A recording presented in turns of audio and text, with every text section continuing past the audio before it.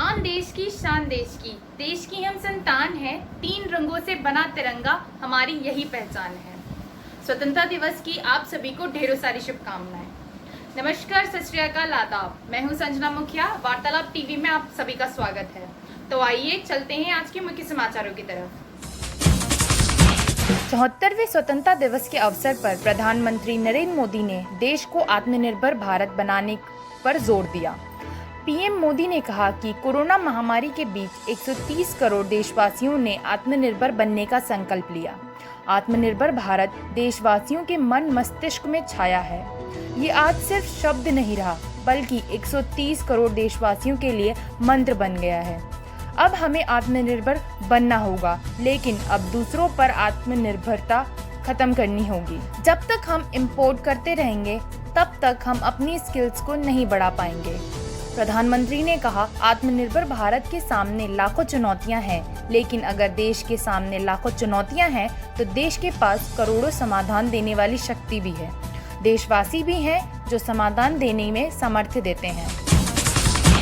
प्रधानमंत्री नरेंद्र मोदी ने स्वतंत्रता दिवस के मौके पर देश को एक तोहफा देते हुए लाल किले के प्राचीर से नेशनल डिजिटल हेल्थ मिशन की शुरुआत की। पीएम मोदी ने बताया कि यह योजना के तहत हर भारतवासी का एक यूनिक आइडेंटिटी नंबर होगा। इस नंबर के अंतर्गत आपके स्वास्थ्य से जुड़ी सभी जानकारियां इसमें शामिल रहेंगी। उन्होंने बताया कि इस योजना से हर देशवासी को एक तरह की सुरक्षा मुहैया कराई जाएगी।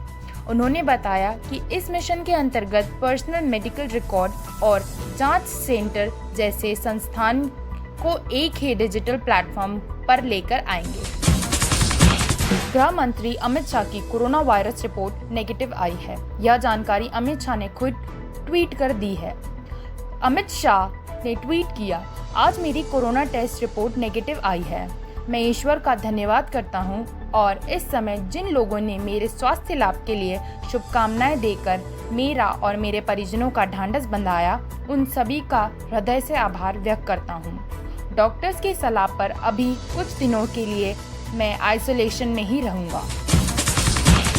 दिल्ली के मुख्यमंत्री अरविंद केजरीवाल ने कहा कि जब तक कोरोना वायरस के खात्मे का नियंत्रण को लेकर दिल्ली सरकार पूरी तरह से आश्वस्त नहीं होगी, तब तक राष्ट्रीय राजधानी में स्कूल नहीं खोले जाएंगे। 74वें स्वतंत्रता दिवस के मौके पर ध्वजारोहण के बाद उन्होंने सभी देशवासियों को स्वतंत्रता दिवस की शुभकामनाएं दी।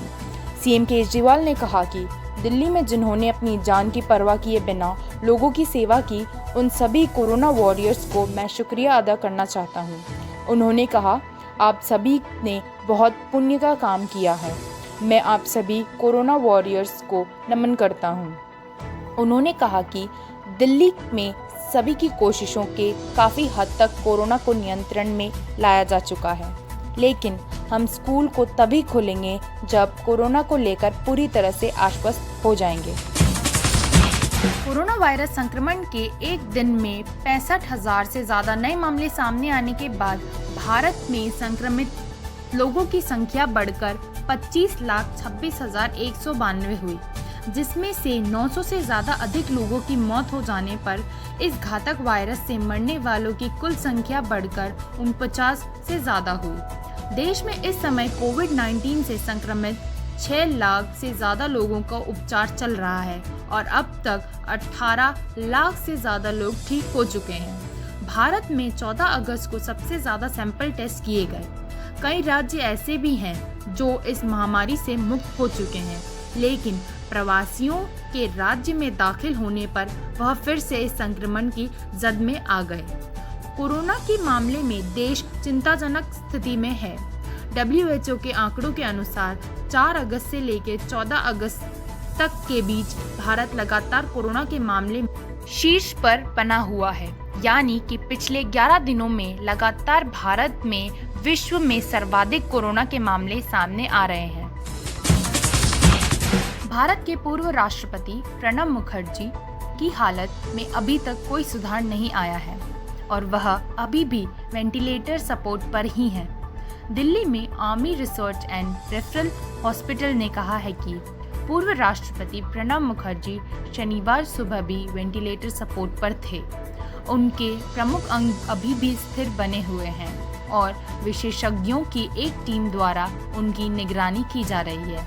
अस्पताल ने एक बयान जारी कर कहा, पूर्व राष्ट्रपति की सेहत में आज सुबह भी कोई बदलाव देखने को नहीं मिला। वह अभी भी वेंटिलेटर सपोर्ट पर ही हैं। उनके अहम अंग और चिकित्सकीय मानक अभी स्थिर हैं, मगर उन पर विशेषज्ञों और डॉक्टर की टीम नज़र बनाए हुए है। आज के मुख्य समाचार में बस इतना ही। ऐसी छोटी बड़ी जानकारियों के लिए हमारे चैनल से जुड़ें और हमारे चैनल को सब्सक्राइब करना ना भूलें। धन्यवाद। Stay home, stay safe.